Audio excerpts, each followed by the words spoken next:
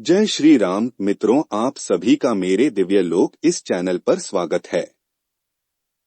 ऋषि, मुनि, साधु, सन्यासी, तपस्वी, योगी, संत और महात्मा में क्या अंतर है? हिंदू धर्म में ऋषि मुनियों का क्या महत्व रहा है, वो बताने की आवश्यकता नहीं है। शास्त्रों में इन्हें समाज का मार्गदर्शन करने वाला कहा गया है।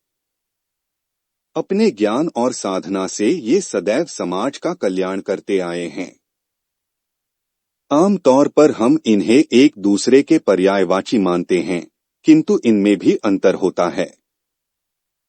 आइए इनके विषय में जानते हैं। ऋषि, इस शब्द के विषय में पाश्चात्य वैज्ञानिकों ने कहा है कि ऋषि वो है जो रिसर्च अर्थात शोध करता है। रिसर्च शब्द ही संस्कृत शब्द ऋषि से निकला है। ऋषि शब्द ऋष मूल से उत्पन्न हुआ है, जिसका अर्थ देखना होता है।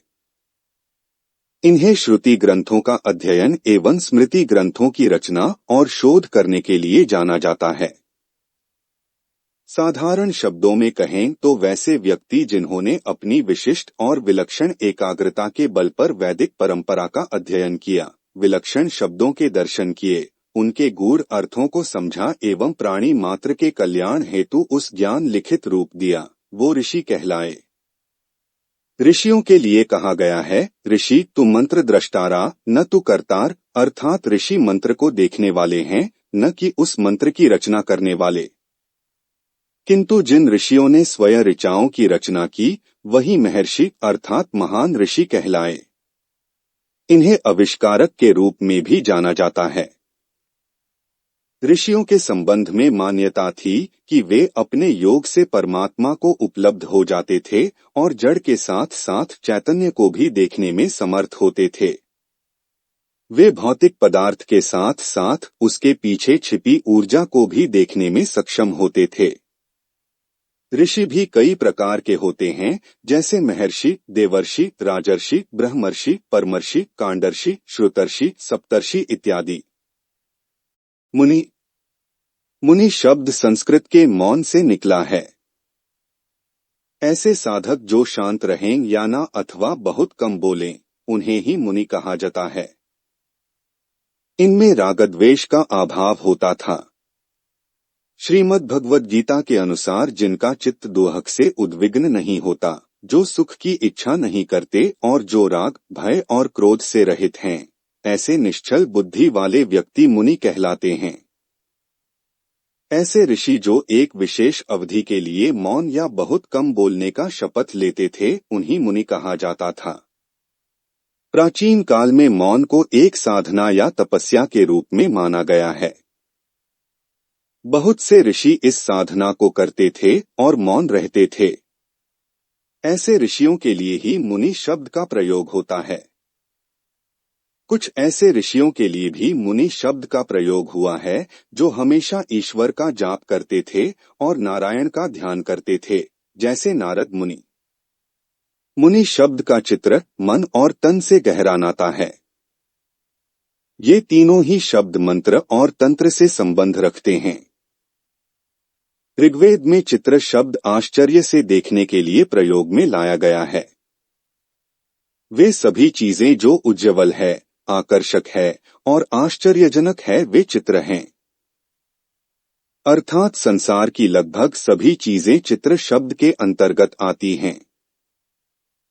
मन कई अर्थों के साथ साथ बौद्धिक चिंतन और मनन से भी संबंध रखता है।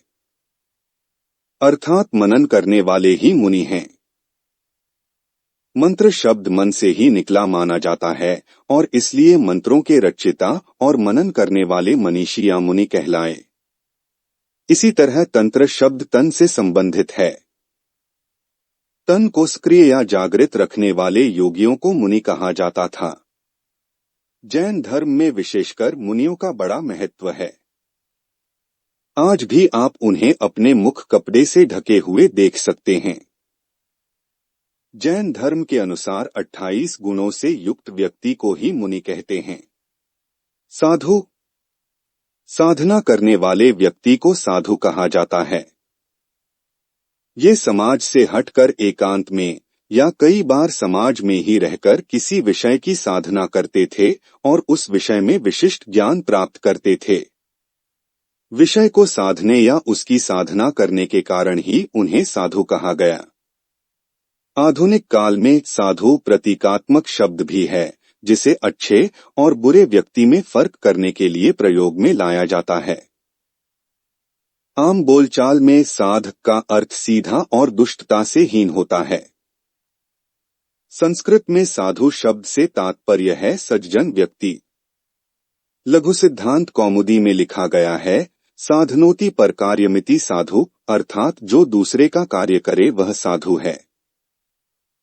साधु के लिए यह भी कहा गया है, आत्मदशा साधे, अर्थात संसार दशा से मुक्त होकर आत्मदशा को साधने वाले साधु कहलाते हैं। साधु का एक अर्थ उत्तम भी होता है। ऐसे व्यक्ति जिसने अपने 6 विकार काम, क्रोध, लोभ, मद, मोह और मत्सर का त्याग कर दिया हो, साधु कहलाता है। सन्यासी, यह शब्द अन्यों की भांति अत्यंत प्राचीन नहीं है। वैदिक काल में किसी सन्यासी का कोई उल्लेख नहीं मिलता। यह शब्द कदाचित जैन और बौद्ध धर्म के अस्तित्व के बाद ही प्रचलन में आया होगा, जिनमें सन्यास की बड़ी महत्ता है। हिंदू धर्म में आदि शंकराचार्य को महान सन्यासी माना गया है। सन्यासी शब्द संन्यास से निकला है, जिसका अर्थ है त्याग करना, अर्थात जिसने सांसारिक माया का त्याग कर दिया हो उसे ही सन्यासी कहते हैं। हिंदू धर्म में भी जो 4 आश्रम बताए गए हैं, उनमें से अंतिम है संन्यास आश्रम। तो इस हिसाब से कोई भी व्यक्ति जो पहले 3 आश्रमों ब्रह्मचर्य, गृहस्थ एवं वानप्रस्थ से गुजरता हुआ अंतिम संन्यास आश्रम में प्रवेश करता है, वो सन्यासी कहलाता है। हिंदू धर्म में 3 तरह के सन्यासियों का वर्णन है, परिव्राजक, भ्रमण करने वाले, यति, उद्देश्य की सहजता के साथ प्रयास करने वाले, एवं परमहंस, सन्यासी की उच्चतम श्रेणी। वैसे व्यक्ति को भी सन्यासी कह सकते हैं जिनकी आंतरिक स्थिति स्थिर है, जो किसी भी परिस्थिति या व्यक्ति से प्रभावित नहीं होता है और हर हाल में स्थिर रहता है। उसे न तो खुशी से प्रसन्नता मिलती है और न ही दुख से अवसाद। इस प्रकार निरपेक्ष व्यक्ति जो सांसारिक मोह माया से विरक्त अलौकिक और आत्मज्ञान की तलाश करता हो, सन्यासी कहलाता है। तपस्वी, जो तप अर्थात तपस्या करे वो तपस्वी है।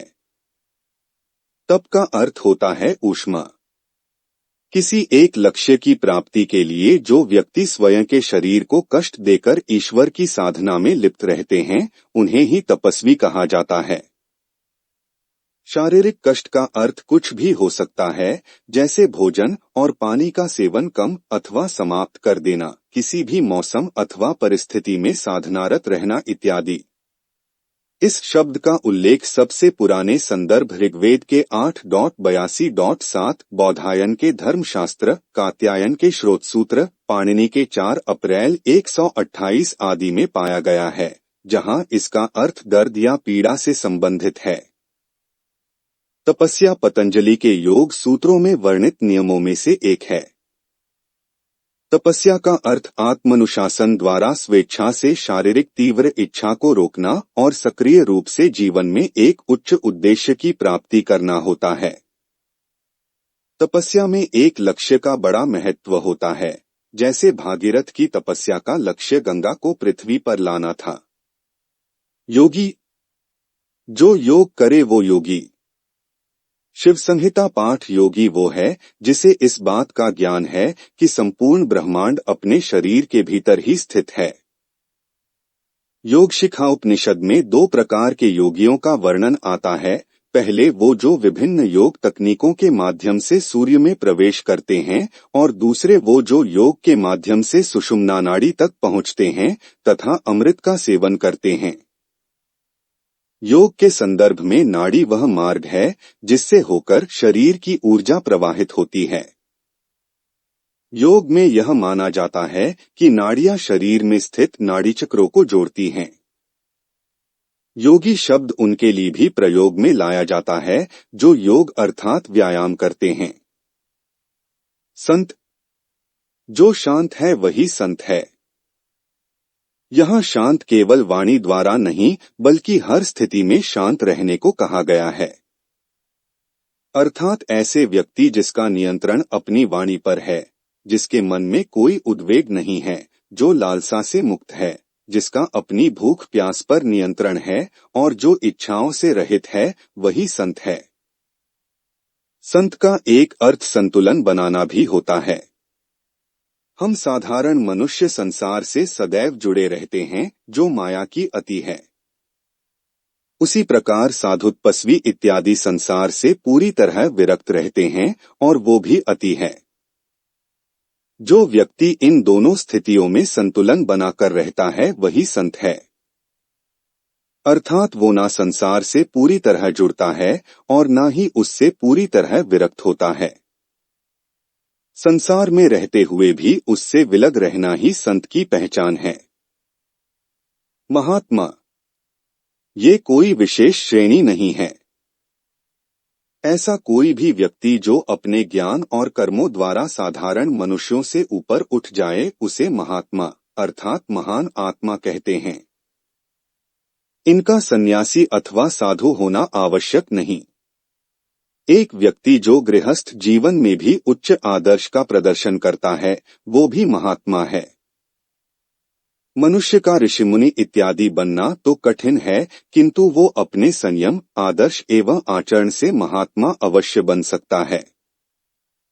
इसी तरह से आपको ज्ञान की बातें इस चैनल में आपको सुनने को मिलेंगे, तो इस चैनल को सब्सक्राइब कीजिए। धन्यवाद।